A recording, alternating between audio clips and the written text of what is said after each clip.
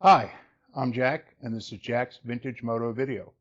In this video, I'm going to show you some of the differences between early Honda taillights. This taillight here is on an early Superhawk, a 1961 Superhawk.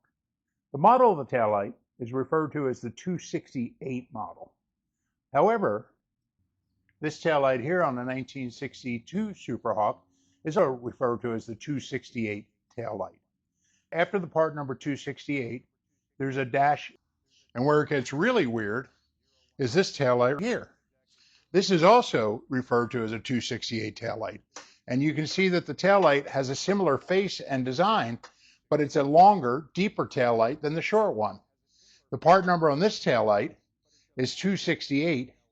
So all three of these taillights are referred to as 268 model taillights. This taillight here is referred to as the 255 taillight.